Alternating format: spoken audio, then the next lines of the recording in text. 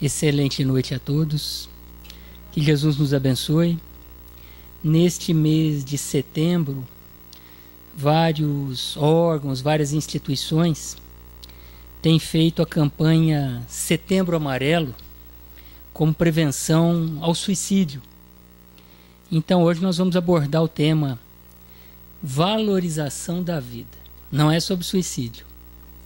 Porque quando nós falamos do suicídio, nós valorizamos muito essa ideia e hoje o que queremos ressaltar aqui mais é a questão da vida. Inclusive a mensagem final é a respeito disso. Conforme já dizia Madre Teresa de Calcutá, se nós queremos combater a violência, nós devemos falar da paz. E parafraseando ela, nós vamos dizer, se queremos combater o suicídio, devemos falar a respeito da vida e aprendermos a valorizá-la. Por favor, próximo. Então, olha só, segundo dados da Organização Mundial de Saúde, do ano de 2015, 800 mil pessoas cometem o autocídio por ano no mundo. O número se aproxima de 1 milhão de pessoas. E segundo alguns estudiosos, já estaria se aproximando disso, se é que já não passou, em razão dos inúmeros casos de subnotificação. Na verdade, ocorrem muitos suicídios, mas as autoridades públicas não têm acesso à informação de que o óbito se deu em razão do autocídio.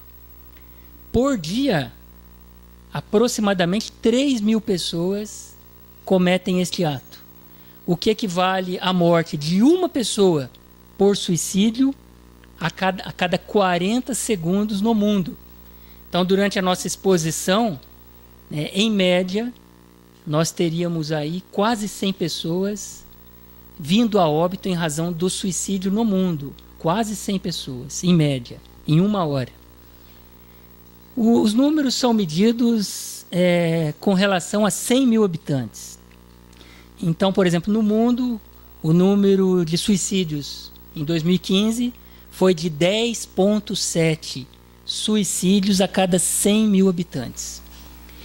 E, de acordo com as estatísticas, 15 dessas pessoas seriam do sexo masculino e 8 mulheres. Por quê? Por que será que os homens cometem mais suicídio, hein? Na verdade, as mulheres pensam muito mais em suicídio e têm muito mais depressão e procuram a morte voluntariamente. Só que os homens acabam tendo mais sucesso na hora de cometer o ato, em razão dos métodos violentos que utilizam, como, por exemplo, por meio de utilização de arma de fogo e por meio de enforcamento. E as mulheres muitas vezes acabam tentando e não obtêm êxito. Na Europa, olha só, o número é de 14,1 a cada 100 mil habitantes. Um pouco maior do que a média global. Na Europa tem muito suicídio. No Sudeste Asiático, 12,9, ainda é um índice alto. Nas Américas, onde nós estamos, o número é inferior à média global, olha, 9,5. O que faz com que pensemos que o número aqui é de fato menor. Mas, de acordo com algumas autoridades, nas Américas existem muitos casos de subnotificação.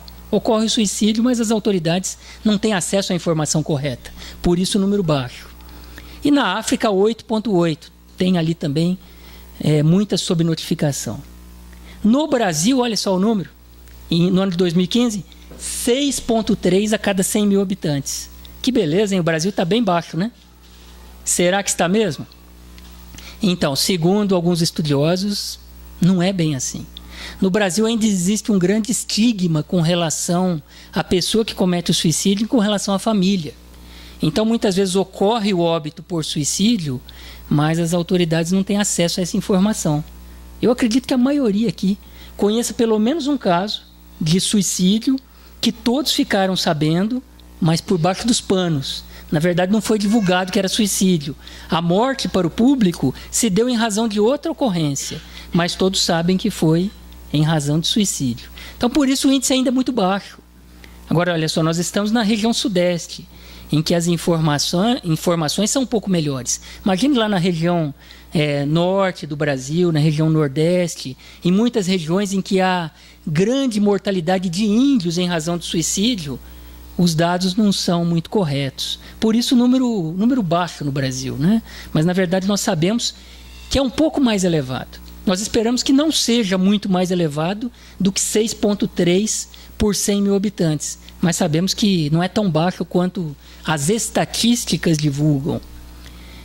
Em média, 2,7 mulheres para cada 9,6 homens. É quase 1 para 4. Uma mulher para 4 homens. Mas aí a mesma regra ali se aplica. Na verdade, os homens têm mais êxito na hora de se matar do que as mulheres, que acabam muitas vezes se utilizando de métodos que não são eficazes. Ainda bem. Nos Estados Unidos, olha lá, um número bem maior. 14,3 a cada 100 mil. 5,8 mulheres para 19,5 homens. Quase 1 para 4 também. Vamos para o próximo, por favor. Então, olha só o mapa aí do suicídio no mundo. Olha lá. As regiões que estão aí em vermelho mais escuro são as regiões em que há um índice maior do que 15 a cada 100 mil habitantes. Nós vamos pegar, por exemplo, na América do Sul, países como Suriname, Guiana e Bolívia e Uruguai. Tem números elevadíssimos, mais do que 15. Algumas regiões da África, o leste europeu, olha, a Rússia, né, números elevadíssimos. Ali nós sabemos que há também grande incidência de alcoolismo. A Europa também tem grande incidência de suicídio. Em segundo lugar, nós vamos ter lá os Estados Unidos, número entre 10 a 15, olha. Os Estados Unidos, Canadá, a maior parte do continente africano também, né? Alguns lugares da Europa, Austrália, números elevados.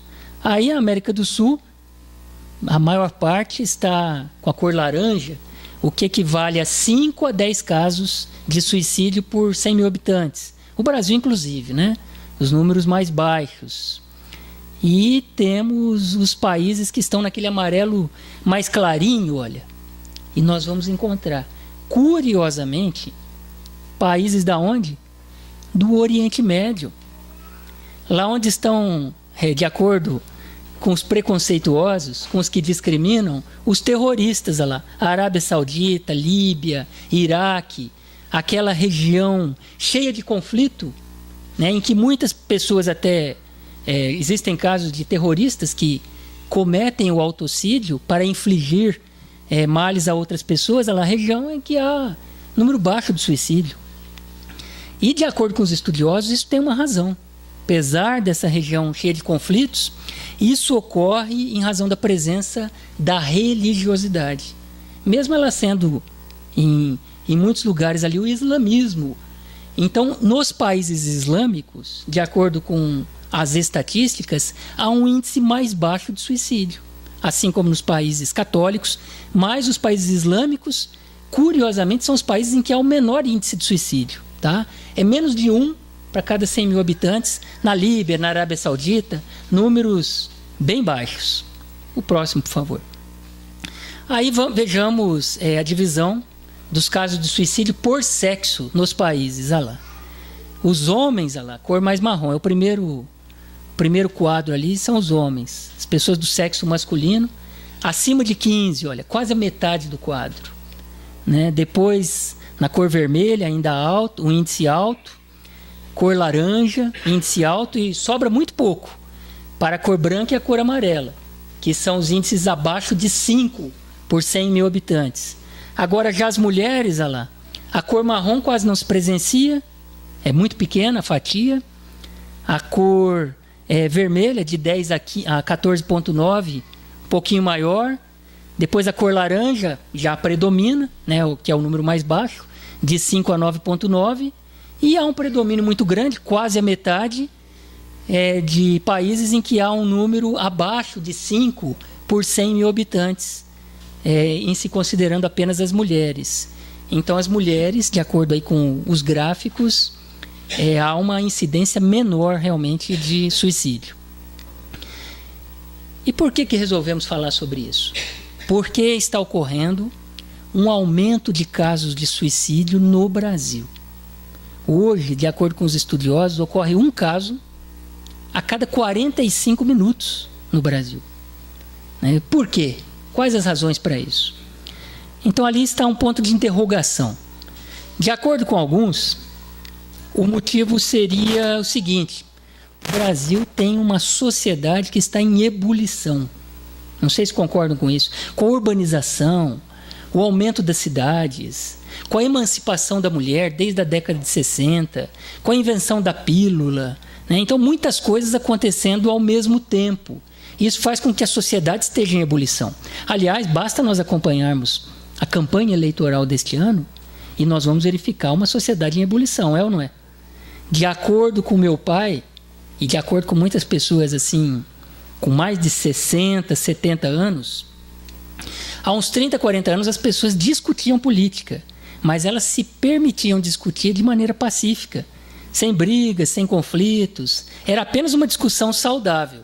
E hoje o que nós vemos no Brasil, e infelizmente é quase uma guerra declarada, não é assim? Às vezes as pessoas têm até vergonha de dizerem qual é o candidato dela. Não é porque o candidato dela não merece o voto, não é isso. É porque elas temem a represália dos outros. Então as pessoas o voto é secreto, eu não vou falar para ninguém em quem eu vou votar. Algumas já agem de maneira contrária. Vão nas redes sociais, já postam o seu voto e são criticadas por isso. Há casos até de pessoas desfazendo amizade por causa disso. Recentemente, em um grupo de WhatsApp que eu participo, uma das pessoas fez uma postagem contra um dos candidatos e dali a pouco já houve uma resposta assim: aqui não é lugar de discutir a respeito disso. Já houve uma contra-resposta e aquilo já virou uma briga. E por fim um dos membros do grupo saiu do grupo e o outro foi lá tentar apaziguar. Gente, é só uma opinião. Ninguém é obrigado a concordar com a opinião dos outros, né? Vocês podem ter a opinião que quiserem, argumentem, mas não precisam criar essa verdadeira batalha dentro do grupo, essa crise no grupo de WhatsApp por causa de uma opinião política. Então, em vários aspectos, nós temos no Brasil hoje uma sociedade em ebulição. Outra questão que se coloca, tentando justificar o aumento dos casos de suicídio. Vivemos uma crise cultural no Brasil. E aí eu pergunto, será que é só no Brasil ou no mundo todo? Mas vamos ficar apenas no Brasil. Uma crise cultural. A maioria aqui, se não todos, quando tinha 18 anos, 19 anos, ouvia que tipo de música? Uns vão dizer, ouvia uma música de axé, tinha até umas letras bonitas, algumas músicas. Outros vão dizer, a minha época era lá da década de 80, ouvia Legião Urbana, ouvia o Traje a Rigor, Engenheiros do Havaí, Titãs, algumas letras com algum conteúdo. Aqueles que são mais antigos vão dizer, ouvia Jovem Guarda, Bossa Nova, músicas que até hoje são ouvidas. Você liga o rádio e ouve essas músicas. Aliás, eu conheço pessoas de 20 anos que ouvem essas músicas. Ouvem Bossa Nova, ouvem Chico Buarque, Tom Jobim, Vinícius de Moraes, Legião Urbana, Raul Seixas. E aí eu pergunto, o que será que os jovens de hoje vão ouvir daqui a 20 anos que seja produto da sua época? É possível que tenha alguma coisa. Não sejamos tão pessimistas. Mas eu acho difícil. É muito pouca coisa. É coisa a se contar nos dedos. Então nós vivemos, infelizmente, uma época de crise cultural. E não só na música, nos mais diversos campos do conhecimento. Escritores, por exemplo, da literatura brasileira, que estão sendo lançados agora, será que existem? Existem escritores. Existem até eventos em Paraty, em outros lugares do Brasil, com escritores novos. Só que outro dia eu estava lendo uma entrevista com um dos escritores e ele disse assim, olha, daqui um dia nós vamos ter mais escritores do que leitores. E aí ele completava, o problema é que a indústria editorial ela se tornou muito grande e por isso ele tem muito escritor. Mas as obras são de baixíssimo nível, segundo ele. Então não tem muita coisa. Então, talvez em razão dessa crise cultural, embora existam coisas boas sendo produzidas, essas coisas não têm acesso aos veículos de comunicação de massa, não têm acesso. Então, elas ficam no anonimato e ninguém acaba conhecendo as obras boas que são produzidas hoje. Então, crise cultural. De que maneira isso alimenta o suicídio? Gerando uma sociedade vazia, uma sociedade sem conteúdo. Uma sociedade em que você liga uma música e a letra não te diz nada. Como é que uma sociedade dessa pode crescer espiritualmente? Como é que o psiquismo das pessoas pode evoluir quando as obras que são produzidas, a cultura, revela uma pobreza, uma indigência muito difícil? Por isso, de acordo com os estudiosos, isso alimenta o suicídio. O que mais? Crise familiar. Tem crise familiar ou não? Olha, vou dar só um exemplo. Hoje, eu levei os meus filhos para almoçarem na casa da minha mãe e do meu pai. E eles estavam comendo, e um estava difícil de comer, e eu fiquei dando comida na boca, come, e eles levantavam e saíam. E aí eu venho aqui, pus lá na cadeira e dei comida, e dali a pouco ele levantava e saía, abria a porta, ia para outro cômodo. Que autoridade, né? Vem aqui, menino. E ele saía correndo, tinha que ir lá buscar. Umas 4 vezes eu fiz isso. Aí não bati, mas vem aqui, tentando convencê-lo, vem comer. E no final tinha comido o prato inteiro. Aí eu falei assim, muito bem, meus parabéns por ter comido tudo. Aí o meu pai, que já tem 72 anos, deu uma risada escandalosa e disse assim, mas que engraçado, o pai dá parabéns para o filho porque comeu. Porque o filho que devia dar parabéns para o pai, porque tem comida na mesa. Isso é uma inversão de valores. E aí ele disse assim, só o meu candidato para dar jeito nisso. Aí eu nem vou falar quem que é. Eu nem vou falar quem que é, porque o nosso objetivo aqui não é fazer apologia política. É apenas discutir a situação. Mas, sem dúvida alguma, crise familiar. E aí fomos falando de outra coisa, tem que surgir uma coisa mais enérgica. Onde já se viu, o pai tem que parabenizar o filho porque comeu, para com isso. Ele não entendeu de maneira alguma a minha postura. Mas olha, você olha nas casas, por exemplo, as pessoas não sabem o seu lugar. Na maior parte das famílias. O pai diz uma coisa, a mãe, não, pode fazer diferente. E às vezes surgem brigas por causa disso. E até separações, porque cada um pensa de um jeito. Um fala, vai dormir. O menino, não vai dormir não, pode ficar acordado. Pode desligar a televisão. Não, ele não assistiu televisão hoje, deixa assistir televisão. Imagina a cabecinha da criança cheia de conflitos, que com muita facilidade, inclusive, aprende a manipular os pais. Sabe como colocar um contra o outro e navegar de braçada naquela situação. Porque ali ele se aproveita, né?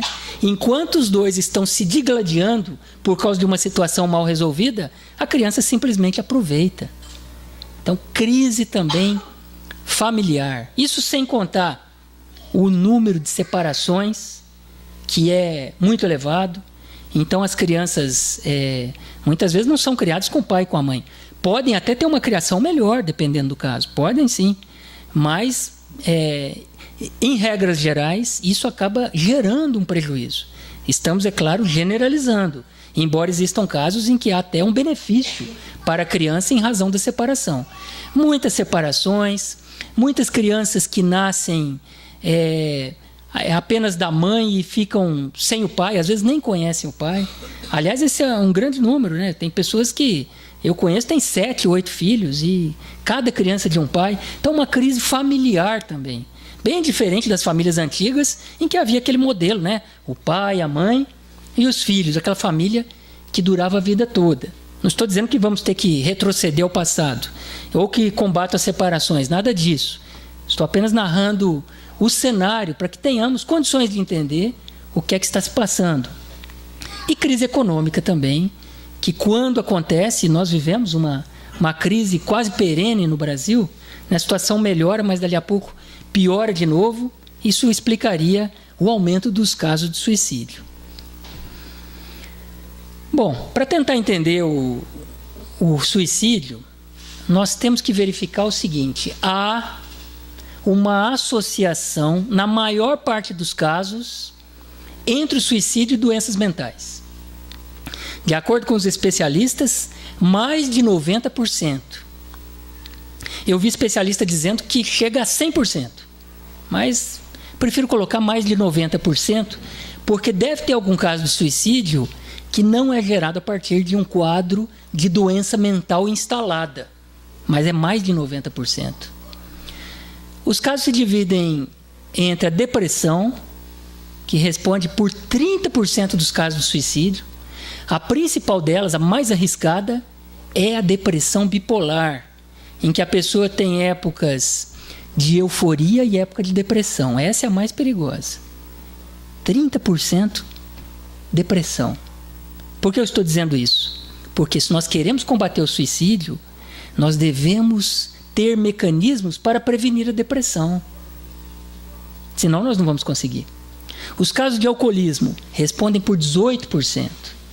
Cabendo ressaltar que às vezes a pessoa parte para o alcoolismo em razão de algum problema ocorrido antes. Daqui a pouco nós vamos verificar as causas que geram isso.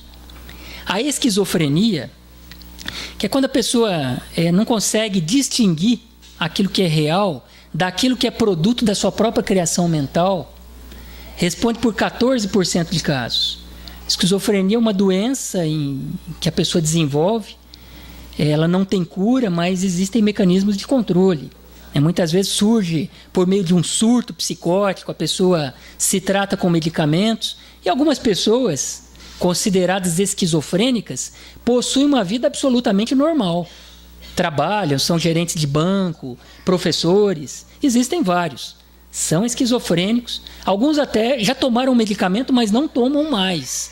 Têm uma vida normal sem medicamento, mas, de acordo com os psiquiatras, são esquizofrênicos. Não tem cura, a vida inteira. Tem que ficar atento. E depois os transtornos da personalidade, que respondem por 13% dos casos. Um exemplo de transtorno da personalidade é a personalidade antissocial. É aquela pessoa que é avessa ao convívio social, é aquela que tem uma festa, ela fica reclusa, não vai a lugar nenhum, não tem convívio com ninguém. Se chamá-la para vir ao centro, ela não gosta. São os antissociais. Isso aí não é a pessoa que tem dificuldade ou que é um pouco tímida, não, porque isso aí é natural. É um transtorno da personalidade, algo diferente. É mais rigoroso do que uma mera timidez, isso aí. Um alerta: o Brasil é o país com mais pessoas deprimidas na América Latina. E eu trouxe para vocês aqui um videozinho, 1 minuto, tá? Só para nós ficarmos mais sensibilizados com relação a essa situação.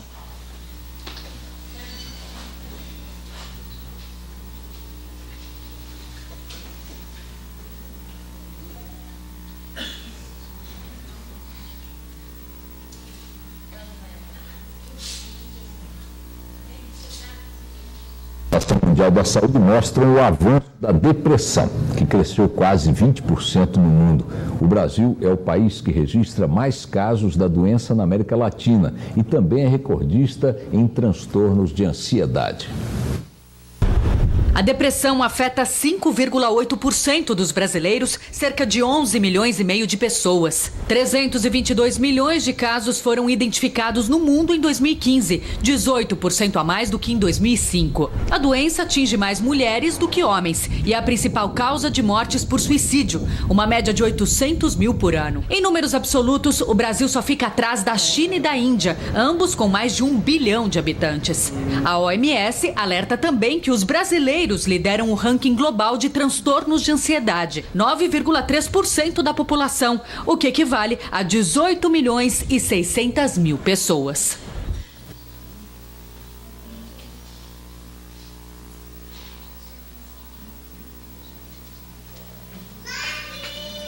Então reparem, no Brasil, em números absolutos, o Brasil é o terceiro país em caso de suicídio. Agora, em termos proporcionais, é inferior por causa do número de habitantes do nosso país, que é bastante elevado. Mas em número absoluto é bastante grande o número de suicídios. E olha, ninguém está imune à depressão. Ninguém. Até as pessoas religiosas, Mesmo as pessoas que frequentam a religião, embora a frequência a um grupo religioso, a espiritualização, seja uma das maneiras de se prevenir a depressão.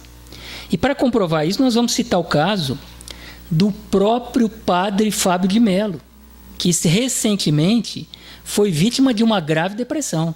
E ele conta que ficou vários dias em sua casa chorando, havia tido um problema familiar, sem coragem de sair de casa, segundo alguns foi diagnosticado com síndrome do pânico, né, mas que tem a ver também com a depressão.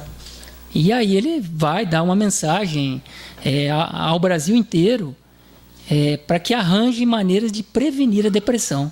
Imagine se até um religioso que é uma pessoa com elevada autoestima, né, segundo alguns é um galã, é uma pessoa que sempre se produz bem, que sempre se apresenta bem, não é uma pessoa com baixa autoestima. Uma pessoa dessas, uma pessoa próxima de Deus, uma pessoa que canta, uma pessoa que fala ao público sobre Deus, se foi alcançado pela depressão, que se dirá dos demais?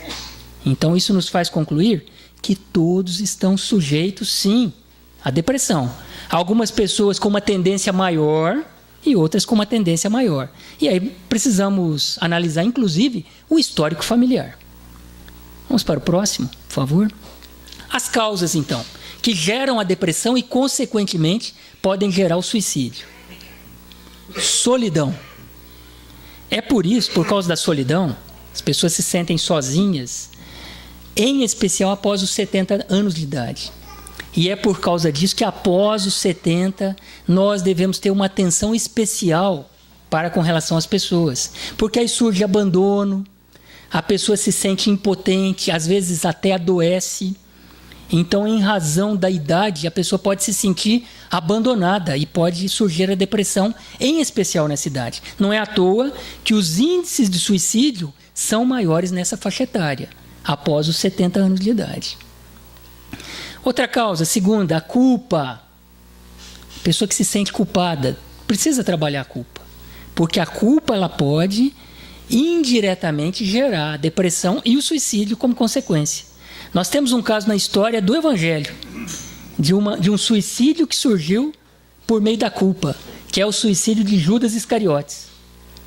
Podemos até questionar se foi culpa ou não, mas conta-se que Judas, após entregar Jesus, pegou as moedas que havia recebido, jogou e, conta o texto evangélico, saiu dali para cometer o suicídio. Culpa. Bullying na escola. Isso gera não só suicídio, como às vezes até uma reação posterior, às vezes muitos anos depois. São inúmeros os relatos de pessoas que ingressaram nas escolas em que estudavam e que sofreram bullying para cometerem atentados. Isso é muito comum nos Estados Unidos, mas já está acontecendo no Brasil. Aconteceu um caso recentemente, né? Então, aliás, de um menino que estudava na escola, inclusive. Então, bullying gera suicídio, porque a pessoa acaba ficando com uma baixa autoestima. Então, nós devemos ter condições de nos aproximarmos das nossas crianças, dos adolescentes, e indagarmos o que está acontecendo. Porque muitas vezes acontece o bullying na escola e os pais sequer sabem. O menino não quer ir na escola e... Por que você não quer ir à escola? E ele não responde. Ele diz, não gosto, mas ele não fala a causa. Muitas vezes isso acontece. Então devemos ficar atentos com relação a isso. Abuso sexual, que muitas vezes acontece na infância e acaba gerando um suicídio na idade adulta, muito tempo depois. Então, se houver um caso desses, precisamos ficar atentos e trabalhar de alguma forma aquela pessoa que sofreu o abuso, para que ela frequente um psicólogo, um psiquiatra, um grupo religioso, que aprenda a digerir o seu problema emocional, que se encontra ali escondido, mas ainda está ali. E se uma crise maior sobrevier na idade adulta, ela poderá recorrer ao suicídio. Doenças. Às vezes a pessoa é vítima de doenças como câncer, AIDS, e acaba recorrendo ao suicídio também, por causa disso, por causa de doenças.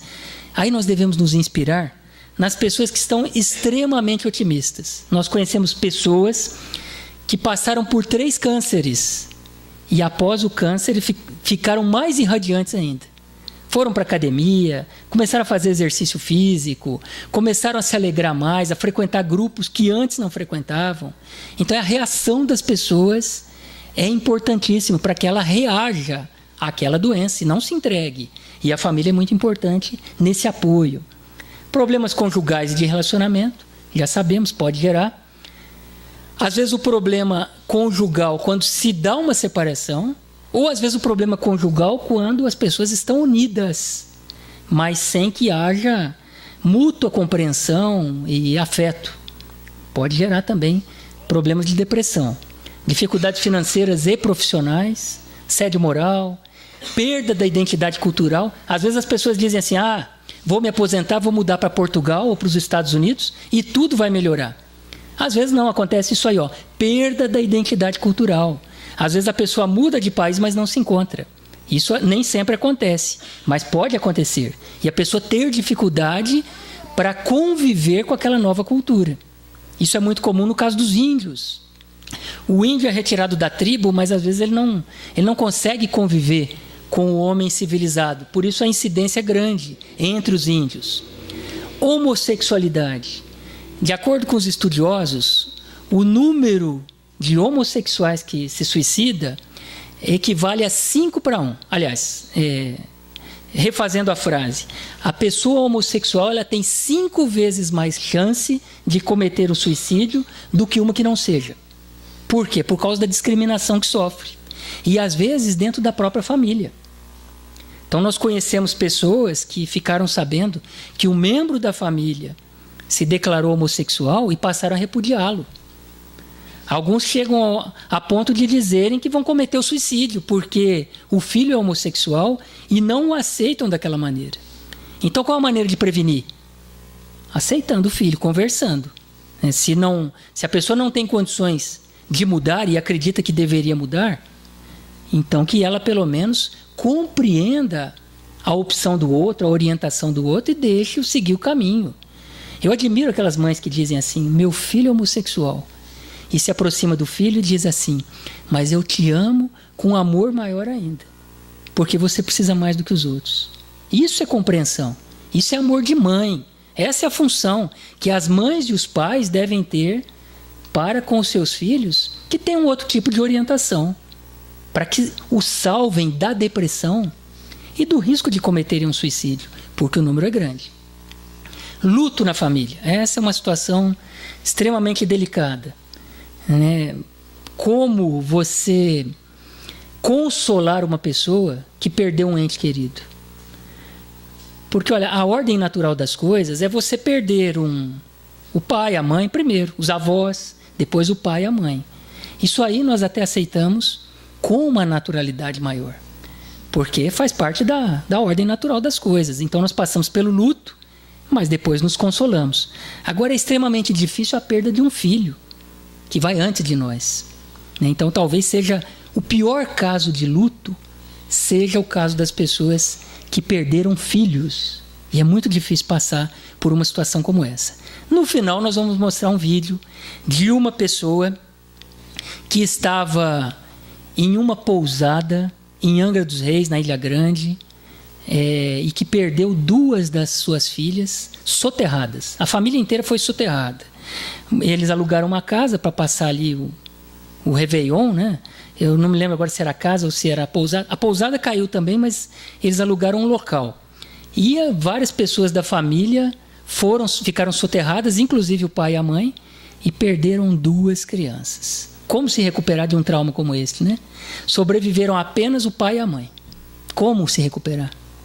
Eu fico me colocando na situação desses indivíduos, como é que eu agiria? Como é que eu passaria a viver a partir dali? Mesmo sendo espírita, tendo o conhecimento que tenho, como é que eu agiria? Será que eu conseguiria superar um trauma como este? Olha, a maioria de nós, se perguntarmos, vai dizer que não. E acredito que até os pais, se questionados antes da ocorrência, diriam que não. Só que eles conseguiram. Bravamente, a mulher, inclusive a mãe, teve uma grave depressão, mas conseguiu se recuperar. Então é a história de incentivo que nós vamos trazer ao final da exposição. E adolescência ou início da vida adulta? Essa questão nós devemos ter uma especial atenção, principalmente a partir de agora. Adolescência ou início da vida adulta. Por causa das crises que nós falamos aqui, crise cultural, crise familiar, essas questões aí merecem uma atenção especial. Uma escola de São Paulo, Colégio Bandeirantes, uma escola tradicional, estava tendo aulas com seus alunos, com dinâmicas de grupo, para ensiná-los a descobrir valores emocionais, valores sociais. O Colégio Marista em São Paulo fez a mesma coisa. Reunião com dinâmica de grupo, para que a criança aprenda a perdoar, aprenda a tolerar o coleguinha, aprenda a desenvolver habilidades emocionais. Por que isso? Porque devem ter percebido que as crianças atualmente, adolescentes, não têm habilidades sociais, não estão desenvolvendo isso. E por que não estão desenvolvendo isso? Há uma teoria até do Augusto Cury. Ele diz que a nossa infância atual é deprimida. E ele coloca, inclusive, o uso de eletrônicos como sendo uma das causas. Então, as crianças não têm tempo com os seus pais, não têm tempo de conviver com os colegas. Hoje em dia, a maior parte das crianças, aonde estão os amigos deles? Estão na escola, não é? A maior parte. Quando eu fui criança, não era assim. Porque eu chegava da escola e ia para a rua.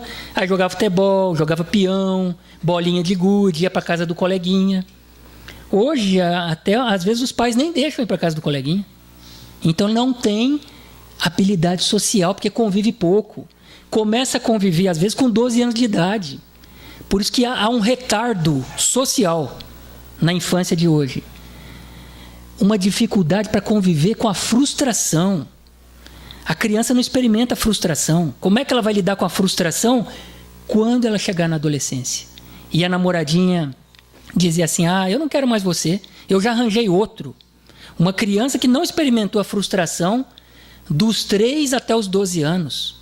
Porque, em muitos casos, os pais dão tudo que a criança pedem e compensam a falta de carinho com presentes, com mimos e, às vezes, até com coisas supérfluas. É uma maneira de compensar a falta da presença física, a falta de carinho, ofertando coisas. Então, a criança pede, dá tudo. Então, não tem frustração, são pobres emocionalmente, vão ter mais dificuldade para conviver e lidar com os conflitos da adolescência e da idade adulta. Por isso o grande número de suicídios.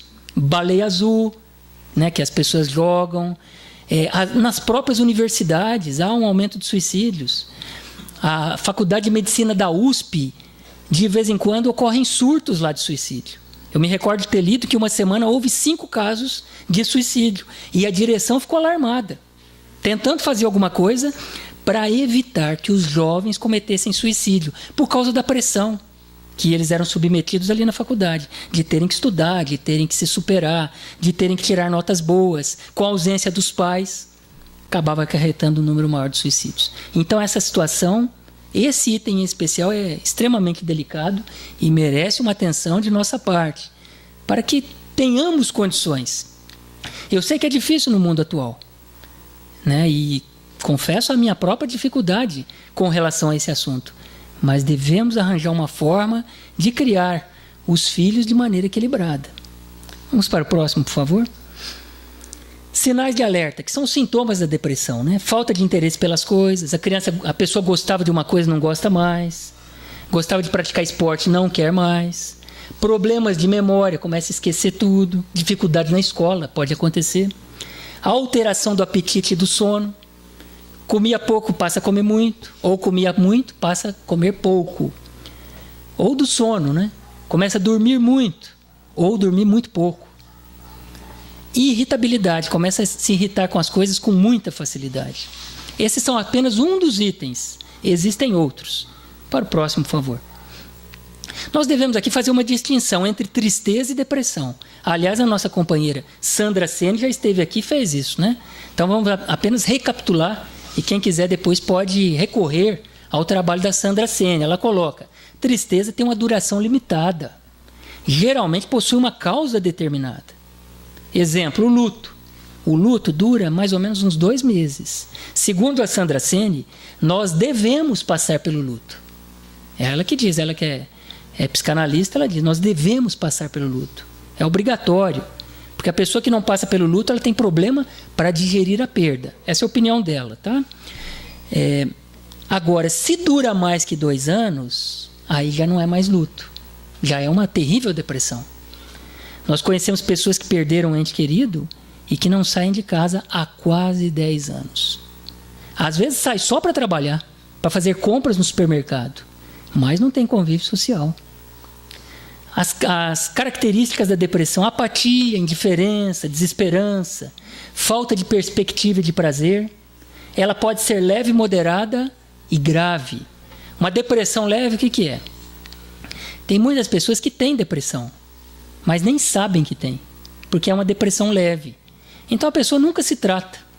A pessoa pode, inclusive, viver uma vida inteira com uma depressão leve e nem saber disso. Então ela não é dos casos piores, né? Mas não deixa de ser uma depressão que poderia ser tratada para melhorar a condição do indivíduo, porque essa depressão leve pode evoluir também. Próximo, por favor. Prevenção e conselhos para lidar com a depressão. Bom, esses conselhos foram dados por Jorge Jaber, que é pós-graduado em Harvard. Achei bastante interessante. Não foi pelo fato dele ser pós-graduado que eu trouxe, mas acho importante o que ele disse.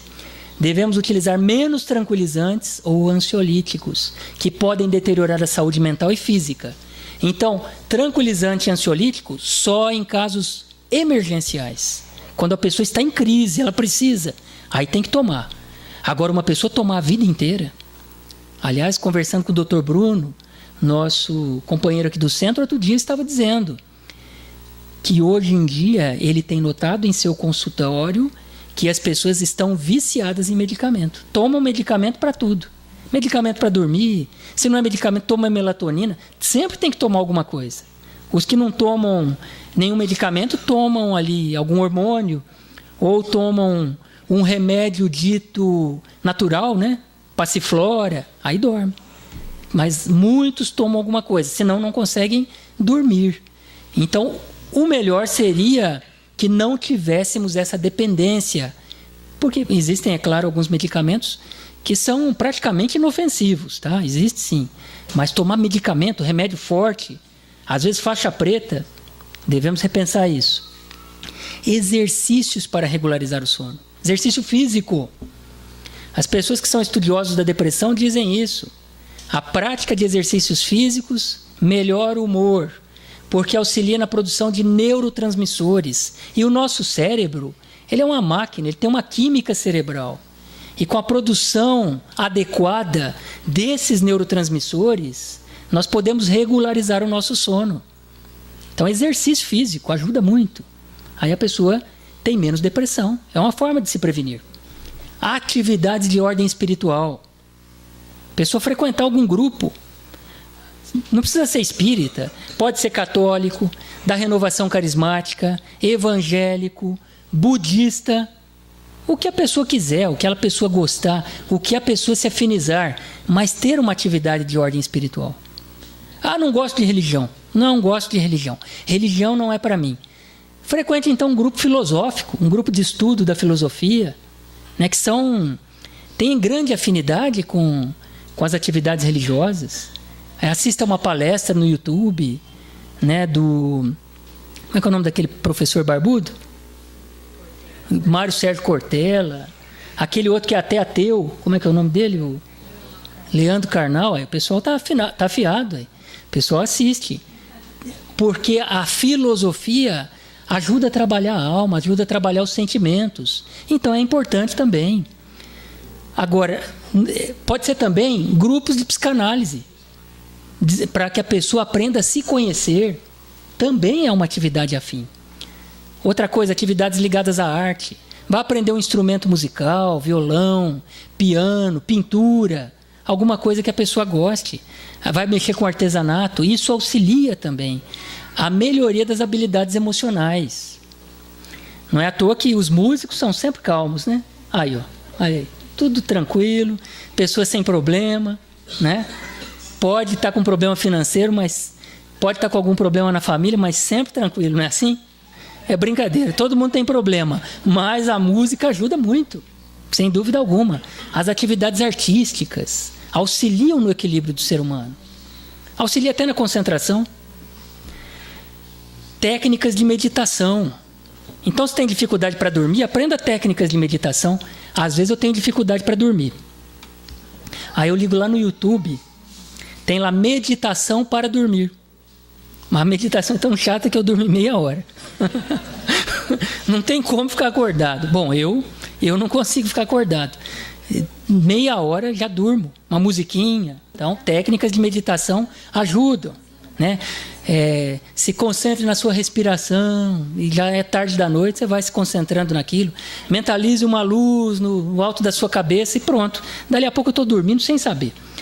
Tem meditação para aprender a perdoar, para curar o corpo físico. Tem da Louise Hay, uma especialista dos Estados Unidos. São ótimas meditações, ajudam também no sono, né? Porque sono e depressão têm uma ligação muito estreita. Vamos para mais um. Prevenção direta ao suicídio. Além da depressão, existe uma prevenção direta que podemos realizar. E aí vamos colocar um assunto polêmico, mas olha, não se trata de apologia política, por favor, tá? É a questão do uso de armas de fogo. Porque, de acordo com os especialistas e a Organização Mundial da Saúde, o uso de arma de fogo colabora e muito com os casos de suicídio. Nos Estados Unidos, segundo alguns, o número de suicídio é maior por causa do uso de arma de fogo. E aí nós vamos dizer por quê. Porque o uso de arma de fogo não permite arrependimento. Então, se a pessoa falar, eu vou me colocar na linha do trem, até o trem passar, gente, eu posso mudar de ideia, né? Eu vou na farmácia comprar um remédio, mas eu não sei qual remédio, vou ter que pesquisar qual é, a dosagem correta. Até eu pesquisar, eu posso mudar de ideia. Agora, se eu resolver e tiver uma arma de fogo à disposição, e eu disser, é agora, não tem arrependimento, é instantâneo.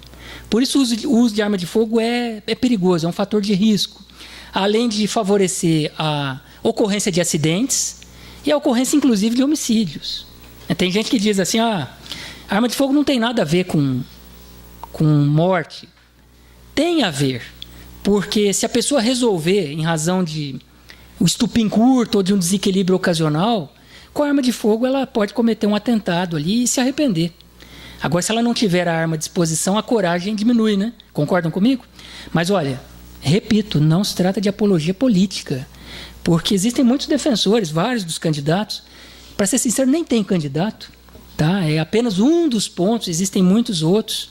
Então, caso no Brasil exista a volta de uma facilidade maior para a aquisição de armas de fogo, o que pode acontecer com o novo governante, é claro que o governante ele não vai ser a vontade pessoal dele que vai determinar isso, tem a vontade da própria população, do próprio Congresso, mas caso haja que tenhamos uma atenção especial com esse fator aí, porque de acordo com a OMS, o uso de arma de fogo é fator de risco.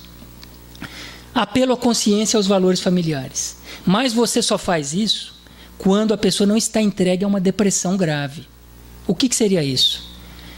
Olha, eu confesso a vocês, se eu tivesse a ideia de cometer o suicídio e alguém dissesse assim para mim, como é que você se sentiria sabendo que a sua mãe irá sofrer com a sua morte, que a sua mãe terá a sua vida abalada e que talvez jamais ela se recupere? Sabe o que eu diria? Olha, eu estava pensando em suicidar, mas não vou mais não. Pela minha mãe eu não faço isso. Se eu não estivesse entregue a uma depressão grave, eu diria isso. Eu vou continuar vivendo, mesmo que eu viva mal, mas pela minha mãe. E o apelo pode ser também para os filhos. Como é que um filho recebe a notícia do suicídio de um pai? E como é que ele vai se espelhar no exemplo do pai 20, 30 anos depois? Isso tem repercussão por uma vida toda. Isso cria cicatrizes que não se apagam jamais. Então esse apelo é muito forte. Apelo à consciência e aos valores familiares. Uma outra forma de nos prevenirmos: preparação para a velhice e para a morte. Alguém se prepara para a velhice e para a morte? Hã? Não queremos ouvir falar nisso, né? Mas olha, preparar para a velhice e para a morte. Estava lendo lá, o Abílio Diniz criou um blog. Ele já está com mais de 80 anos. Aí eu falei, vou acessar esse blog. Porque é um blog que ensina a envelhecer. Tem lá o blog dele, ensinar a envelhecer. Aí ele fala, ó, fazer exercício 5 vezes por semana. Aliás, 6. E ele dá uma especial importância para o exercício das pernas. Caminhar. Tem que aprender a caminhar. Caminhar com a força nas pernas. Então, quem se prepara para envelhecer? Importante isso. Porque com o aumento da idade, aumentam-se os casos de depressão. E olha, já foi comprovado, existem estudos que dizem as pessoas que sentem ter menos idade do que realmente possuem são mais felizes. Por exemplo, o Quincas, você sente ter menos idade do que tem ou mais? Nem presta atenção nisso. Senti que tem menos. Eu conheço pessoas com mais de 70 anos. Parece menino. Inclusive na mentalidade. A pessoa faz aniversário, convida quem? Vai lá para a festa de aniversário, vai menino lá, 35 anos. Só gente jovem na festa de aniversário do vovô de 70. E as ideias são parecidas. Alguns dizem, fulano é um meninão, é um moleque. Mas olha, não sabem que isso é importante. Ele não se sente com 72 anos. Ele se sente um menino como os outros. E aliás, vou dizer, para acompanhá-lo é difícil. Porque os mais velhos não conseguem acompanhá-lo. Porque ele se sente que tem menos idade. E aí o que acontece? Retarda o envelhecimento. Não toma um medicamento sequer. Um medicamento. E quando fica doente, um resfriado, uma gripe qualquer, não toma nada. Normalmente se utiliza de planta, faz chá. Aí eu falo, mas não serve para nada esse chá. Você que pensa. Toma o chá e melhora. E a gente vai lá na farmácia, né? Compra remédio para sinusite, spray, Buzonide, para prevenir a sinusite que nem chegou. Só medicamento. Não estou combatendo isso não, mas estou ressaltando a importância de uma atitude como essa, de ter uma convivência natural com a velhice. Não sentir que está velho, né? E se preparar para a velhice e para a morte, porque vamos morrer. Qual o problema? Nenhum. É da natureza. Outra coisa, cuidados com a alma. Perdão, aprender a perdoar. Não levar mágoa para casa. Não levar mágoa para a vida toda. Auto-perdão, não se culpar. Aprender a se auto-perdoar. Tolerância, principalmente na época da política. Tolerar. Aprender a esquecer. Não, falou, mas aquilo lá já não importa. Agora nós vamos virar o disco, vamos mudar a faixa. Vamos pensar em outra coisa. Flexibilidade, pessoa muito rígida.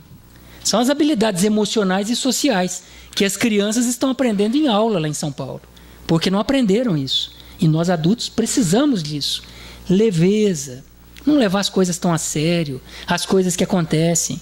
Aprender, às vezes, até a rir da própria desgraça. É um sinal de saúde mental. Por que vai levar o mundo nas costas? Aprender a rir um pouco do que acontece. Resiliência, capacidade de voltar ao estado anterior. Você pega esse copinho, olha, você aperta lá, você solta, ele volta. Isso é resiliência. Diante do sofrimento, ter essa capacidade de resiliência. Porque algumas pessoas sofrem, passam por um luto, um problema qualquer, e não têm a resiliência, não voltam mais. Você aperta o copo e ele fica para o resto da vida. A pessoa não volta ao estado anterior, tem dificuldade. Passa a vida inteira tendo uma depressão. Então esses são alguns itens. Tem mais? Espiritismo, que diz?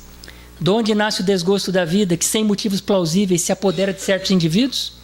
Efeito da ociosidade, da falta de fé e também da saciedade. São itens também de prevenção. Às vezes nem é a falta, é o excesso.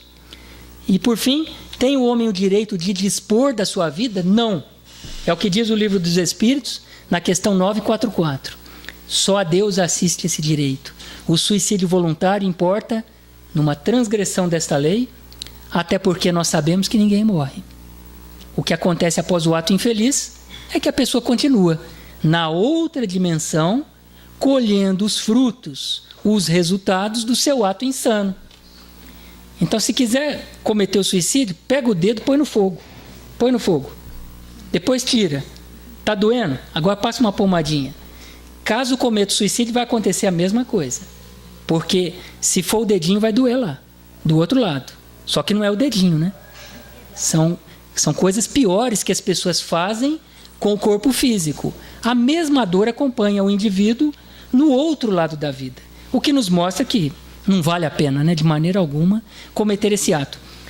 Que nós sejamos motivadores das pessoas ao nosso redor, dos familiares, das pessoas tristes, das pessoas deprimidas, que tenhamos a coragem de sermos, não uma luz, mas pelo menos um farol nesse mundo tão tumultuado que nós vivemos. E para encerrar, conforme a promessa, peço perdão pelo tempo, mas vale a pena ver isso aqui.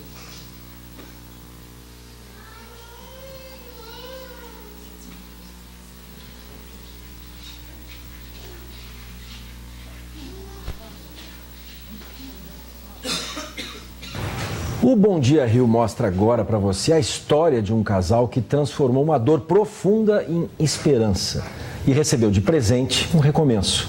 Depois de perder as 2 filhas na tragédia das chuvas em Angra dos Reis, em janeiro de 2010, Cláudia e Marcelo ganharam 3 novas vidas. Veja na reportagem de Carlos Dilanoy. Tudo aconteceu na última sexta-feira, dia 8 de novembro. E teve um significado muito especial. É o amor infinito, né? Dia 8 é o símbolo do infinito, né? É o amor infinito aí, e mais uma mensagem aí que a gente recebe que tem mais coisa além da vida, né? Quer dizer, que o amor transcende a vida mesmo. Cláudia e Marcelo chegaram à maternidade orgulhosos do barrigão. Ela, aos 46 anos, muito ansiosa depois de 7 meses de uma gravidez de risco. Antes de entrar na sala de parto, um beijo, emoção. Primeiro Flora, depois Felipe e por último Valentina. Prematuros, saíram dos braços da mãe direto para a UTI do hospital. A mãe se recupera no quarto entre sorrisos e uma decoração cheia de leveza. Um terço imagens das 2 primeiras filhas nos travesseiros e no porta-retrato. Uma saudade que os pais decidiram transformar em esperança. Sempre fui muito apaixonada por ser mãe, por ter filhos, né? Então, por isso que eu digo, graças a Deus que eu pude acompanhar e vivenciar a vida das minhas filhas de uma forma tão intensa e que talvez seja isso que talvez me traga tanta saudade, mas me preenche tanto que eu consiga levar a vida de uma forma sem cair no baixo astral, né? Era Réveillon, virada do ano de 2009 para 2010. Eles estavam numa casa na Enseada do Bananal, em Ilha Grande, Angra dos Reis, com as 2 filhas, o tio de Marcelo, Renato, e a mulher dele, Ilza. As fortes chuvas daquela noite provocaram deslizamentos de terra e uma tragédia que deixou 53 mortos na cidade. Das 6 pessoas que estavam na casa, alugada por eles, apenas Cláudia e Marcelo sobreviveram. Naquele momento exato que a gente estava ali, debaixo da terra, soterrado, nós 4, eu fiz muita força, mas muita força mesmo para sair daquela situação. É como se Deus tivesse posto uma mão assim em cima de mim, me segurado e falasse, é a hora dela, chegou, eu vou levar. E a partir daquele momento, no momento seguinte, as pessoas que chegaram para socorrer a gente, até o momento do nascimento da Flora, do Felipe, da Valentina, a gente só recebeu amor. Desde então, eles decidiram que a vida seria agradecer e aproveitar cada oportunidade. Ela chegou a engravidar meses depois, mas teve um aborto espontâneo. Um ano após a tragédia, Cláudia encontrou esse vídeo no computador da filha Giovana.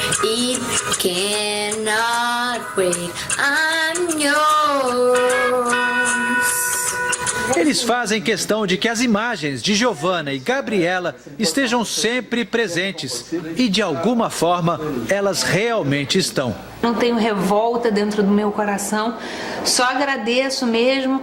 E elas, malandrinhas, estão juntas, sempre viveram muito juntas, eram sempre muito coladas. E a energia delas, a força, né, de falar, não, mãe e pai, olha só, vocês vivam aí bem que a gente está bem aqui, então... Se eu estivesse no lugar delas e elas tivessem ficado aqui, o que eu estaria lá de cima pedindo é que elas fossem felizes. Então, esse é o nosso compromisso com a felicidade. E a gente foi buscar essa felicidade, vivendo cada dia, né? Quem sugeriu a inseminação artificial foi o amigo João, especialista em reprodução assistida. Eles, para mim, são um símbolo da superação. Para mim, eles são 2 pessoas que vão mostrar para o mundo que é possível recomeçar uma nova vida. A vida recomeçou para valer. O trabalho foi multiplicado por 3. As mãos deixam a carícia na incubadora. Flora e Felipe ainda não mamam, mas já começaram a se alimentar com leite materno. A Valentina, que estava um pouquinho mais frágil, teve uma boa notícia. Deixou de usar o respirador. Segundo os médicos, os 3 estão bem, mas vão precisar ficar nessa UTI neonatal por mais 40 dias para ganhar peso. A expectativa dos pais é poder passar o Natal em casa com as crianças. Nossa, é só emoção. É muito bom viver isso de novo. É uma questão de você conseguir enxergar novamente um valor para a sua vida, de levar essa vida que a gente tem aí, que é tão maravilhosa, mas que tem tantas dificuldades, mas que tem que ser vivida da melhor maneira. Uma grande história de superação e amor, muito boa para a gente começar a semana, um grande ensinamento para a gente, né? Bom, então não podia ficar sem a história da Cláudia. A Cláudia, inclusive, tem um canal no YouTube em que ela posta vídeo das filhas falecidas. E você assiste aos vídeos que ela posta e não sente nenhuma tristeza. O que demonstra que realmente ela superou a dor. E ela se diverte até hoje com as filhas que faleceram, e inclusive com os bebês que estão aí e que hoje já estão grandinhos, posta vídeos deles também. E você, ao verificar a postagem dela, você não sente nenhuma tristeza. Sente apenas que vale a pena viver, porque há a possibilidade de superar as dores, e admira a capacidade de resiliência dela, de voltar ao estado anterior e de continuar vivendo apesar das dificuldades. Então que a gente possa levar essa mensagem para casa. Mensagem da superação, da resiliência, do bom humor, e de que vale a pena viver a vida, porque sempre, apesar dos problemas, apesar das dificuldades, nós sempre poderemos, por mais grave sejam as dificuldades, nós sempre poderemos reescrever a nossa história. E às vezes até de maneira brilhante, como fez a Cláudia. Então, uma ótima semana a todos. Até uma próxima oportunidade.